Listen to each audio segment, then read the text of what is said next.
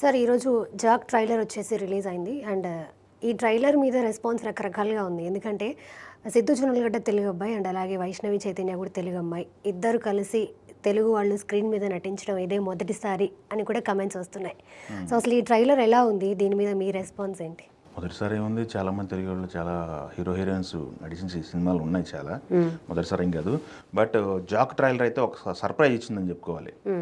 ఎందుకంటే ఈ సినిమాకి సంబంధించి ఇప్పటి వరకు కూడా రిలీజ్కి దగ్గర పడుతున్న కొద్దీ కూడా బజ్ తక్కువ ఉందన్న టాక్ అయితే వినపడ్డది బాగా మనకి. ఒక టీజర్ను ఒక 2 పాటలు బయటకు వచ్చినాయి, పెద్ద బజ్ లేదు అనే మాట వినపడ్డది. బట్ ఈ ట్రైలర్ మట్టికి చాలా సర్ప్రైజ్ అనిపించింది జనాలకి. దాదాపు 3 నిమిషాల 7 సెకండ్లు ఉంది ట్రైలర్. అది దాంట్లో ఏం చెప్పదలుచుకున్నారు, సినిమా అంతా ఎలా ఉంటుందనేది ఒక శాంపిల్ అయితే చూపించేసాడు. Out and out fun ride and attitude. Siddhu క్యారెక్టర్కి ఒక యాటిట్యూడ్ ఉంది ఈ సినిమాలో కూడా.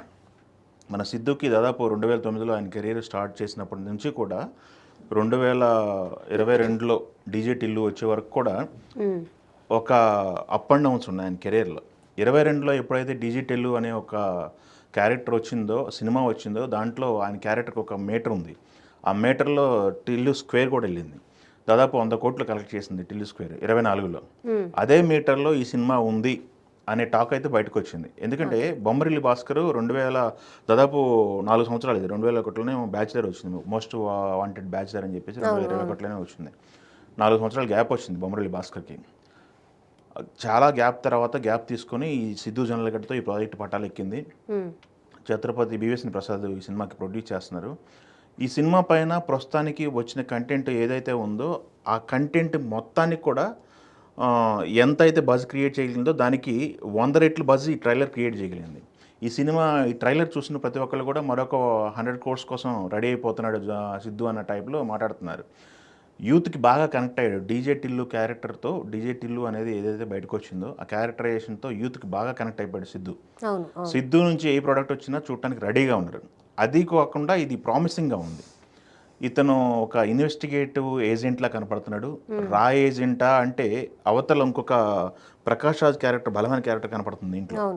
ప్రకాష్ రాజ్ వంటి టీము వెతుకుతూ ఉంటారు. వెతికే ప్రతి ఒక్కరిని ఇతను హైజాక్ చేస్తుంటాడు. ఈ ట్రైలర్ చూసిన తర్వాత మనకు అర్థమైంది.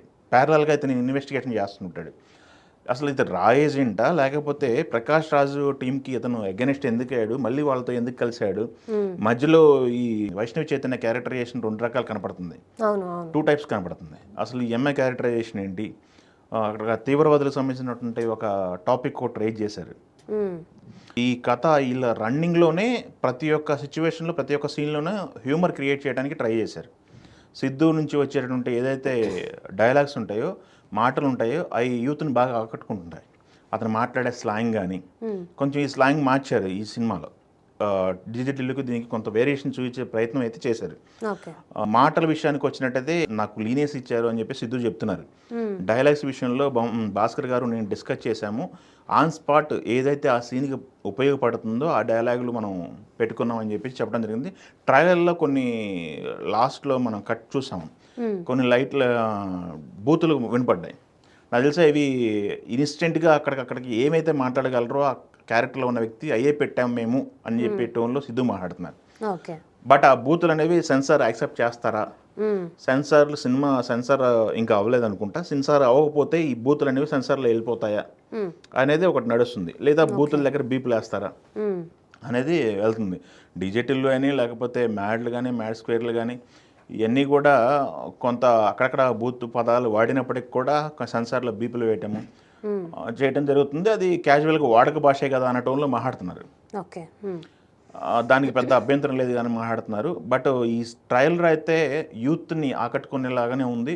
యూత్ టార్గెటెడ్ ట్రైలర్ ఇది. ఇది ఏప్రిల్ 10న సినిమా రిలీజ్ అవుతుంది. అప్పటికి ఎగ్జామ్స్ అన్నీ అయిపోతాయి, వేసవి సెలవులు. యూత్ అయితే కనెక్ట్ అయ్యే విధంగానే ఉంది. మరొకసారి 100 కోట్లు క్లబ్లో సిద్ధు జాయిన్ అయినా ఆశ్చర్యపడాల్సిన అవసరం లేదు. ఒక ట్రైలర్తో అయితే వాళ్ళు ఫుల్ ప్రామిస్ చేయగలిగారు. థియేటర్కి జనాలు రప్పిస్తారు అని కాన్ఫిడెన్స్ అయితే ఈ ట్రైలర్ ఇచ్చింది. దీనికంటే ముందు రిలీజ్ అయిన కంటెంట్లో సాంగ్స్ ఉన్నాయి. ఆ సాంగ్స్ కూడా ఆకట్టుకునే విధంగానే ఉన్నాయి.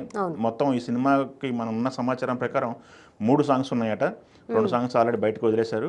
ఇంకొక పాట ఉంది, ఆ పాటను రిలీజ్ చేయరు, ఆ సినిమాలో చూడటమే. అది కాకుండా ఫుల్ ప్యాక్డ్గా ఈ సినిమా అంతా పరిగెడుతుందని చెప్పేసి మనకి ఉన్న టాక్ అనమాట. లాగులు లేకుండా క్రిస్పీగా సినిమాని రెడీ చేశారని చెప్పి టాకు. బొమ్మలేరు భాస్కర్కి ఈ మధ్య కాలంలో సరైన హిట్ లేదు.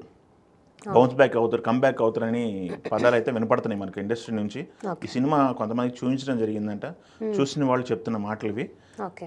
సో సిద్ధు అయితే ప్రామిసింగ్గా ఒక ట్రైలర్ అయితే బయట రిలీజ్ చేయడం జరిగింది. యూత్ అయితే బాగా కనెక్ట్ అవుతున్నారు. ట్రైలర్ చూసిన ప్రతి ఒక్కళ్ళ ఒపీనియన్ అయితే బొమ్మ బ్లాక్ బాస్టర్ అనే రేంజ్లో మాట్లాడుతున్నారు. ఓకే. బట్ సినిమా ఏ రేంజ్లో ఉంటుంది, ఎంత పెద్ద హిట్ అయింది అనేది సినిమా రిలీజ్ తర్వాత మనం చూసి మాట్లాడగలం.